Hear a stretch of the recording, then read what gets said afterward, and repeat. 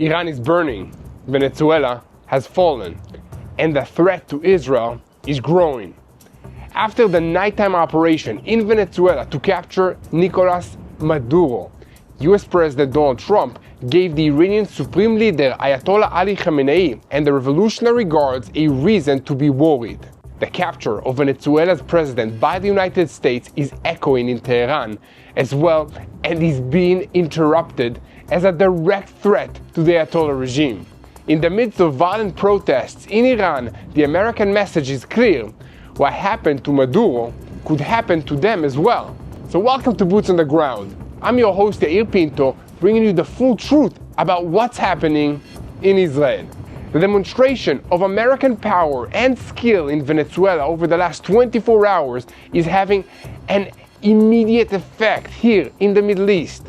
Israeli intelligence officials believe that this American move will serve as a restraining factor on the regime in Tehran, and even before that, the fall of Maduro wipes out Hezbollah's and Khamenei's South American paradise, and it's possible that Netanyahu knew about it in advance. All the details are coming up. TBN Israel's senior Middle East analyst Mati Shoshani will also explain to us the Venezuela effect and how the American strike will impact the Shiite axis in the Middle East. Of course, we'll also bring you the latest headlines from the other arenas in today's report, starting with Iran, where blood is running in the streets and the Supreme Leader Ayatollah Ali Khamenei is threatening even more violence against the long-suffering people of Iran. Now, President Trump has added fuel to the fires as these protests in Iran continue to spiral out of control and regional governments are beginning to show signs of alarm, including here in Israel, where there is a heightened alert in the security establishment. However, Iran is also learning lessons and has begun to make a new offer to the rogue regimes and terrorists all around the world. They can buy Iranian drones and other weapons and pay in cryptocurrency, bypassing international sanctions. In the Gaza Strip, there was a blatant violation of the ceasefire agreement over the weekend as Hamas tried to launch rockets at Israel. In the north, following Hezbollah's rebuilding, Israel is examining plans for a broad military operation in Lebanon, while the United States and Israel are giving a lost opportunity, and the pressure on Hezbollah to disarm is just growing. On another hot border in the south, the Israeli Air Force is operating in full emergency mode along the Egyptian border as smuggling attempts have surged. Further to the south, the threat from the Houthis in Yemen has taken a dramatic turn, and we'll bring you the full story. And finally, the fear of terror is paralyzing Europe as leaders struggle to act against the Muslim Brotherhood out of fear that things could get much worse. So we've got a lot to talk about today, but let's dive into the details. I'm Yair Pinto, and this is your Boots on the Ground report, bringing you the full truth about what's happening in Israel on day 821 of the war against Hamas, Hezbollah, the Houthis in Yemen, the Shia militias in Iraq, and all the other armed groups in this region who are operating under the control of Iran's Revolutionary Guards Corps, which is the head of the crumbling axis of evil in the Middle East. A moment before we start, I want to take just a second of your time and point out that all the evil in the world is connected.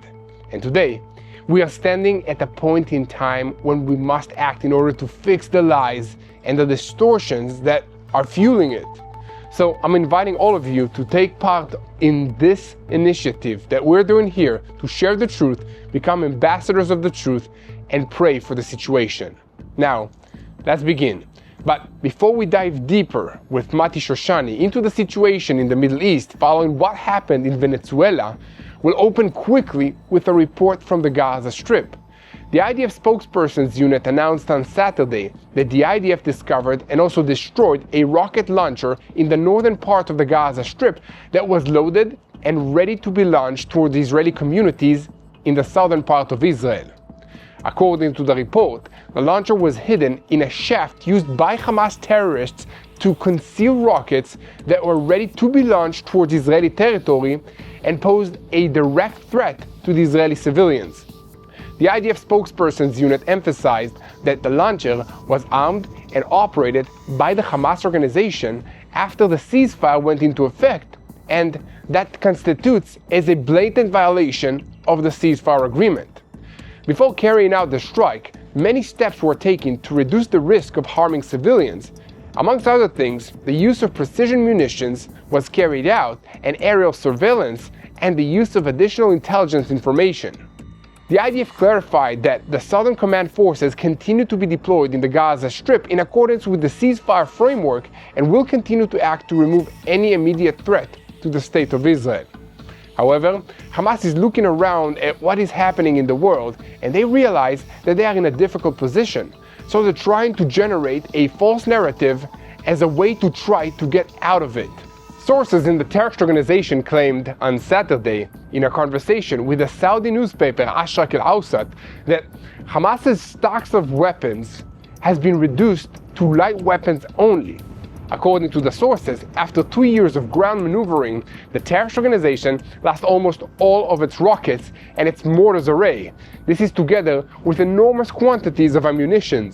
Today, it is claimed that Hamas operatives mainly possess assault rifles of the AK-47 Kalashnikov type and M16s, and a limited number of anti-tank missiles and explosive charges, most of which are small. The issue of the underground tunnels is also, according to them, on the negotiating table. All of this is leading up to a conclusion, as the sources claim that Hamas has no intention of blocking the transition to the second stage of this agreement, which includes their total disarmament. However, they also emphasize that any compromise will not come at the expense of the Palestinian people and the Palestinian principles. The discovery of this loaded and ready-to-fire rocket launcher in northern Gaza casts serious doubts on the claims made by these Hamas sources, and we'll have to see if any more heavy weapons are discovered moving forward. But for now, President Trump is expected to announce the formation of the Peace Council for Gaza and its composition by mid-January. The weekend's drama in Venezuela has momentarily distracted attention from all of this issue, but officials say that it is a technical delay only, as the decision has already been made. To briefly explain, the Council is a layer of Phase B in the American framework. It is planned to be a civil political mechanism for the day after Hamas's removal from the scene. But another central pillar from the plan is the formation of a multinational stabilization force to serve as the enforcement mechanism, and this has always been a weak point in the plan. Countries are not rushing to send soldiers while Hamas is still armed and has infrastructure in the Gaza Strip, and the assessment in Washington is that it will not disarm voluntarily. Prime Minister Benjamin Netanyahu has also demanded a veto on countries contributing forces, and the Turkish desire to send troops to Gaza is at the top of the list of things that Israel is refusing to agree to. President Trump is still examining alternatives, while Israeli officials warn that dragging out time allows Hamas to rebuild forces, and therefore, without real disarmament, no one will enter the Gaza Strip soon. On that subject, the IDF has sent out call-up notices to reservists to be ready to report for duty in the coming weeks and months, something that indicates organization of the additional forces in the Gaza Strip area and possible preparations by the IDF to dismantle Hamas of its weapons on its own. Of course, all of these things brings us back to the question of what will happen next with the Americans. Will Venezuela change the priorities in Washington? Does it mean that there is a pivot on its way from the Middle East to the Indo-Pacific that has changed all the atmosphere here? TBN Israel's senior Middle East analyst Mati Shoshani will dive into all these issues in just a moment, but first, I want to invite you to continue spreading the truth, and remember to follow us. Look for the subscribe button and click on it so that you'll never miss another episode of Boots on the Ground. I also want to talk to you about our partner for today's video, because as 2026 begins, the need in Israel is still great. War doesn't end when the sirens stop and the guns fall silent. Families are still rebuilding. Reservists in the IDF are still serving. Survivors still face long days alone, and children still go to bed hungry. Israel needs healing, and at Meir Panim they call it Hitchadshut, renewal in Hebrew. It begins quietly with a fridge that hums once more, a backpack packed for school, a Holocaust survivor smiling over a hot soup. Over the past year, Meir Panim helped 100,000 displaced families begin rebuilding their lives. They served 2.6 million meals, supported over 100,000 IDF soldiers, delivered 500,000 care packages, and renovated hundreds of homes for families and for Holocaust survivors in need. Across Israel, light is returning in small ways. As the new year begins, you can help give those in need a new beginning. Just visit bless-israel.org to give now. Again, that's bless-israel.org, and every donation is tax deductible. Every gift helps bring renewal and hope to the people of Israel. And now, let's take a look at the questions that the whole world is asking today. Because the operation to capture Venezuelan dictator Nicolas Maduro, after neutralizing his military and security forces in just a few hours, requires strength, ambition, and a military capability that only one country in the world has. I, for one, am sure that Russian President Vladimir Putin is insanely jealous this morning, as his forces have been trying and failing for almost 4 years to do what the Americans' military just did in a few hours. The Chinese military is probably also wondering what will happen if they try to do the same thing in Taiwan. And with all of that in mind, while protests in Iran are spreading and Israel is preparing for the possibility of a surprise attack as a distraction, Maduro's arrest in Venezuela collapses a central layer in the axis of evil. Hezbollah has lost a critical node in its money laundering networks and its narcotic trafficking business. It also sends a clear message to Iran that the time for it to negotiate its way out of this mess is rapidly drawing out. To explain, the Iranian threat is at the center of the Israeli intelligence community's attention against the backdrop of the expanding protests all across the country of Iran as a result of a worsening economic situation. The concern in the security establishment is that the moment the Ayatollah regime loses control of the protests and the regime centers are under direct attack by the Iranian public, they will launch ballistic missiles towards Israel to divert attention from the internal problems of Iran. Personally, I don't think that would even work, since the Iranian public does not share the regime's hatred for Israel, at least not to the same degree.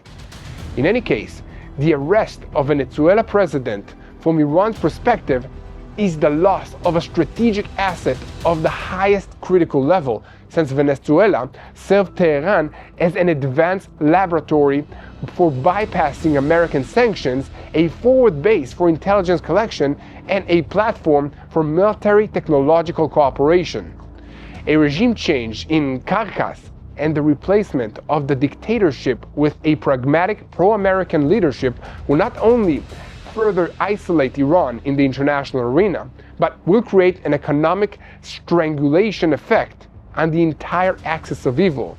And now, we'll move to TBN Israel's senior Middle East analyst Mati Shoshani, who will put things in order for us on how the strike on Venezuela will change the Middle East, what happened, and how the near future in the Middle East will look following this move. So over to you, Mati. What seems like it's a Latin American drama is actually part of a much bigger picture. The arrest of Nicolas Maduro and his wife in Caracas, Venezuela by the US government is part of an incredibly large picture that ties all the way back to Tehran and their axis of evil trying to take effect in America. Right now, we're going to break down everything that's happening. The amazing operation that took place in Caracas, Venezuela just a day ago, along with the wave of demonstrations tearing through Iran and what it means for this region.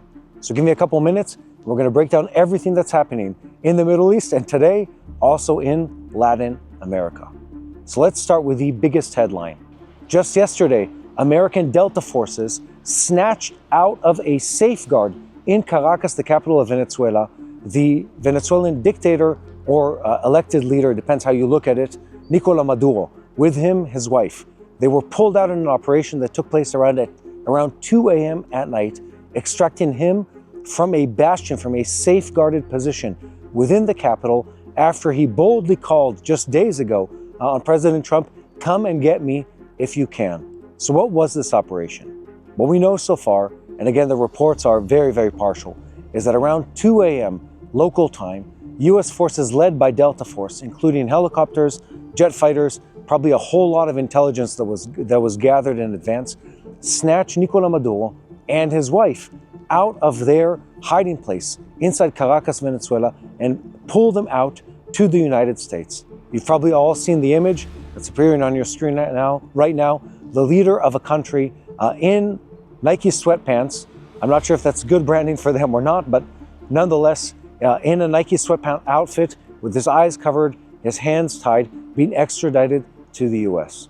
Now, why is this important? And why are we even reporting on this on the TBN Israel news? Well, let me tell you, because Nicolás Maduro is part of a much bigger scheme. He is part of the anti-Western, anti-American, anti-Israel axis of terrorism and a substantial part of it. So first of all, let's talk about what this actually means. I think the image and the operation resounds through the hallways of every dictator's castle, every dictator's palace around the world. And the message is clear. Regardless of who you are, regardless of where you're hiding, the United States of America is able to come and get you. Regardless of how strong you think you are, how well you're protected behind your forces, the United States is still able to extract you and do so like that. And I have to say, as someone who's been part of the army for quite some time, I look at that operation and I say, the amount of logistical support, the amount of intelligence that went into it is very impressive, hands down. That's politics aside and what you think of the operation aside. Now let's talk about why this is important and why you need to be tracking with this event. Nicolás Maduro and his government were not just a Latin American government. They were not just counter to the US government for many, many years now. They're part of a global a global network of terrorism that tries to circumvent sanctions, tries to fund terrorism, tries to harm the Western way of life. Surprisingly, and many people might not know this, Venezuela is tied into the Iranian network of terrorism. Yes, a Latin American country that has sanctions by the American government is working together with the Iranian Shia regime. I know this sounds confusing, but bear with me. And they're working to spread terrorism, to manufacture weapons, to circumvent sanctions, and do all that to bring harm to the Western way of life, to the American people, and of course, by extension, to the people of Israel.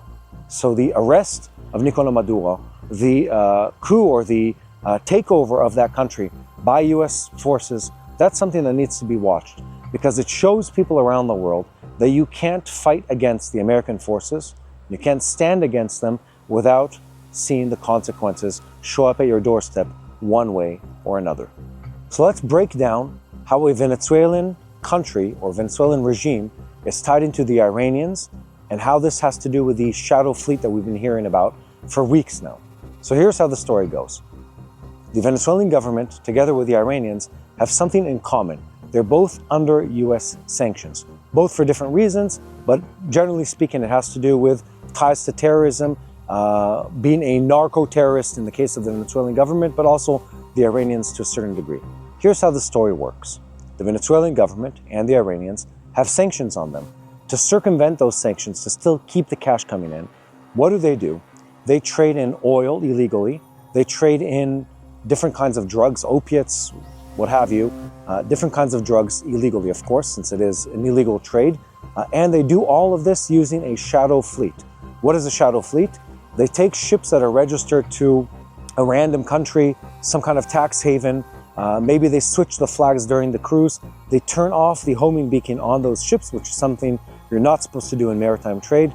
And the ships sort of bounce off and on the map with different nationalities and different flags.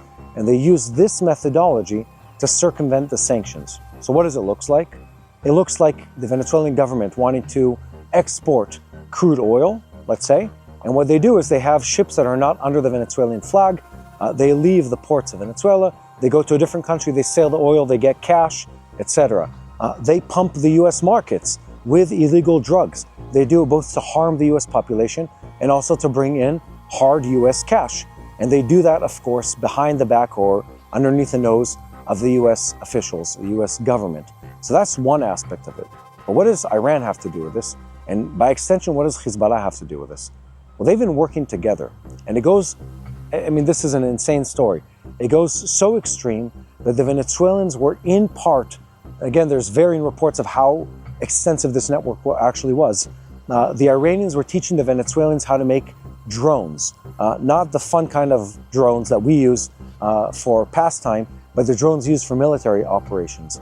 It goes so far as to say that the Iranians and the Venezuelans were cooperating on the manufacturing and distribution of illegal narcotics around the world, and of course, crude oil. So whatever angle you look at this from, Iran is working together with the Venezuelan government, who's trying to undermine the US, and of course, Israel interest.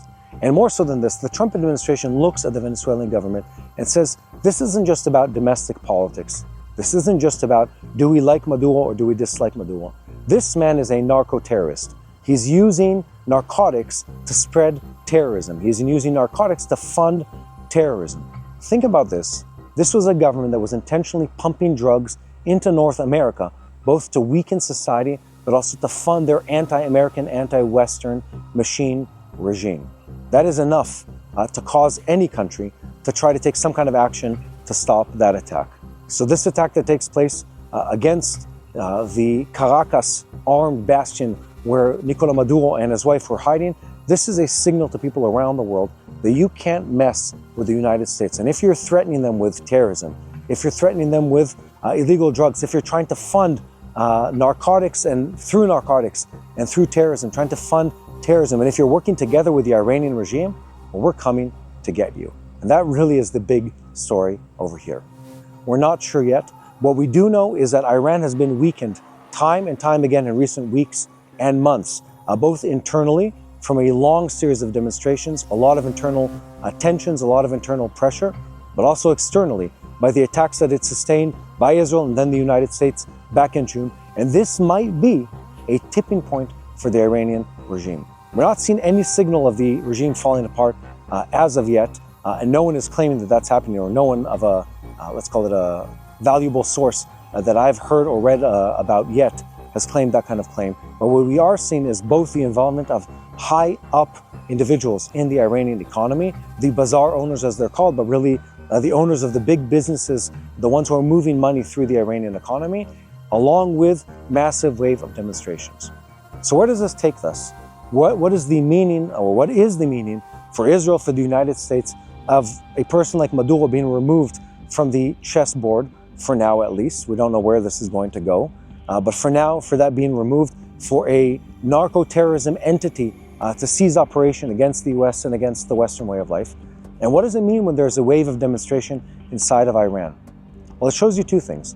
It shows you that, first of all, that the anti-West, and especially in the case of Iran, that the Shia radical Islam entity is weakened more than it has been in a very, very long time. That's significant for me in Israel. That's significant for whoever's watching, wherever you are in Western countries or in non-Western countries. This is a significant change in the geopolitical map. But it means something else. It means that the pressure has been working. It means that the operation back in June against Iran, that the strikes against the Houthis, that the weakening of Hezbollah are all showing their signs, are all taking effect against the number one enemy of Western life and, of course, the people of Israel, which is the Islamic Republic of Iran. And what we can expect to see next is a continued wave of demonstrations. I believe this wave is going to continue to grow for a long time. I believe the level of violence that the government will be using against their people will continue to increase, as it has also in the past. But I also think that this is a dramatic change because it shows people around the world how strong the resolve of the US government is to stop terrorism and to stop the spread of anti-American and anti-Western agendas and terrorism around the world. One last part about the demonstrations in Iran is the fact that the Trump White House, by Secretary of State Marco Rubio, has been talking about the demonstrations in Iran and threatening the Iranian government, saying, if you use violence against this public, against your people, we will have to step in. The Iranian government, of course, didn't like this. They had a very, very funny response. What they do is the Iranian foreign minister calls the Venezuelan foreign minister to lament or complain about the evil that the American government is carrying out. It sort of two bullies in their own neighborhoods, their respective neighborhoods, trying to call out the sheriff in the neighborhood and say, well, woe is me, look at what he's done to us. I find that to be humorous. I find that to be a show of how effective U.S. foreign policy has been. And I want to tell you something. I think this is cause for hope. I think this is cause for hope for Israel. I think it's cause for hope for the American people. I mean, the United States doesn't need anyone else pumping illegal substances into the U.S. public. They don't need anyone trying to manufacture and create terrorism in their region. They don't need a country that's trying to circumvent sanctions against the country. And we definitely don't need any more involvement of the Iranians close to the shores of the United States. So in my perspective, standing here in Israel, outside of Jerusalem, I believe this is a good change of tune. This is something positive that's happening. The demonstrations in Iran are a positive outcome. They're showing that the people of Iran are against the regime. And the change that's happening in Venezuela, that too shows the world that if you are on the bad guy's side, if you're promoting evil, if you're funding terrorism, one day or another, the sheriff of, first of all, North America, and of course, ultimately also the Middle East, is going to come knocking on your door, and possibly you're going to be swept away from your fortified position in a helicopter, blindfolded, to prison and then trial in North America. Again, we keep saying this, but history is moving at a very, very rapid pace. You need to keep up with everything that's happening. I here, standing in Israel, daily looking at and reporting on what's happening here, I'm having trouble keeping up because a lot is happening. These are hopeful days. These are days of change. And I believe and I hope that the change will be for the better good. Now back to Yair Pinto. Mati explained to us about how the situation in Venezuela is connected to what's going on in Iran, and by extension, the entire so-called axis of resistance in the Middle East. But I want to take a closer look at what's happening with the protests inside Iran, and from there, we can continue to Hezbollah. So to start off by stating the obvious situation, the streets in Iran are burning again, and not only in the capital of Tehran. The violent protest waves of the last week has sparred from economic flashpoints to political flashpoints. This is happening with demonstrations in the centers and also in the periphery all across Iran. This is happening in Tehran, Ahvaz, Isfahan, Loristan, and the southwest of the country, and especially in Zaidan, where after Friday prayers, residents went out into the streets chanting death to the dictator and death to Khamenei. According to reports by human rights organizations, there have been violent clashes between some of these protesters and the security services, leading to at least 7 fatalities and many dozens of people injured, while hundreds more have been arrested. The regime is doing what it always does, spreading a false narrative and trying to intimidate the families of those who have been arrested and detained with threats of further violence. However, although these kinds of measures have worked in the past, there's reasons to believe that they might not work this time. And the reason is that this time, the Iranian people simply have nothing left to lose, and even the threat of massive violence is not going to stop them. Merchants who might have hesitated to join protests in the past because they didn't want to lose their source of income have watched as the real, the currency in Iran, has collapsed in value, making income pointless. Further instability has come as the cost of the living has skyrocketed in Iran. Water shortages and also terrible air quality has made simple existence impossible, and the people watched as the regime continued to spend all the money on ballistic missiles and on Hezbollah and other terror proxies in this region. Videos posted online called out that we do not want spectators. Join us. And this time, it didn't stay in the market and the bazaar. And meanwhile, the protest is spilling into the economy as teachers, unions, and workers and other organizations express public support, and the Tehran bus drivers syndicate called for unity and for massive strikes, claiming that hunger, repression, and the loss of dignity pushed the country into a direct confrontation with the Ayatollah regime. Facing all this, the regime is broadcasting a double message. On the one hand, Ayatollah Khamenei admits there is real distress and that the protest complaints are fair. But on the other hand, he says, there is no point talking about rioters. They must be put in their place, and blames inciters and mercenaries of the enemy. President Trump, for his part, has encouraged the protests and warned the regime not to get violent in suppressing them. Regime officials, including the foreign minister, have essentially told President Trump to mind his own business and not interfere in internal Iranian affairs. What do you think? Is President Trump out of line to encourage these protesters and warn the regime against using violence to suppress them? Former presidents have taken a much more hands-off approach in similar circumstances, and the results speak of themselves. But I'm interested in hearing what all of you think about that, so let me know in the comments section. In any case, when internal pressure rises and the American message after Venezuela echoes in Tehran, the big question is not only whether the IRGC, the Islamic Revolutionary Guards Corps, will succeed in extinguishing the flames in the streets, but what its proxies will do when they feel the ground slipping away.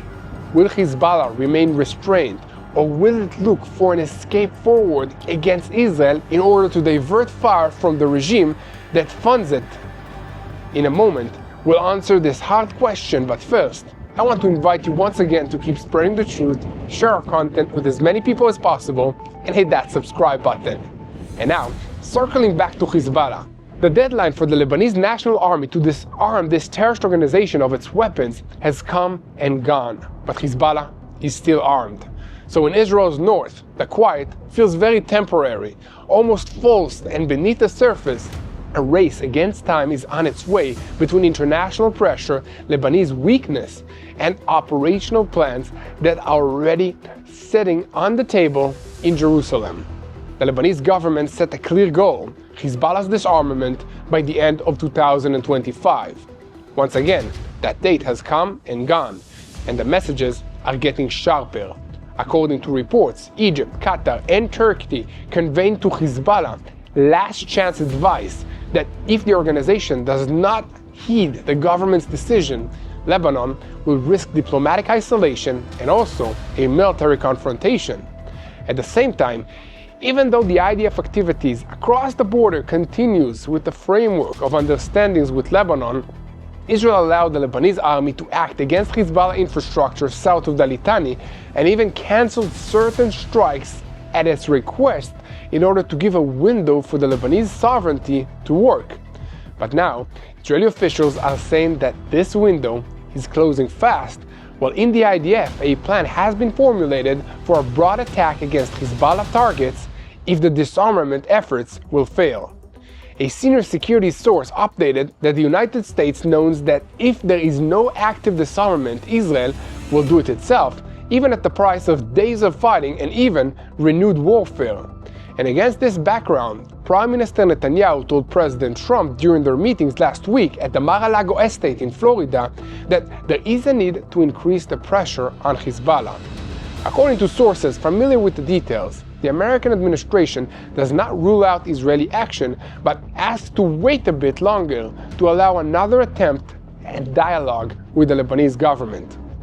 As always, here at TBN Israel, we will bring you the full truth, so keep spreading the truth, share with anybody who wants to know, and most importantly, keep praying for the peace of Jerusalem, keep praying for wisdom to our leaders, for our soldiers that are battling, and when you come here to Jerusalem, make sure to text, leave a comment, and come visit us in the studio. Keep praying for the peace of Jerusalem. Thank you so much for being the ambassadors of the truth.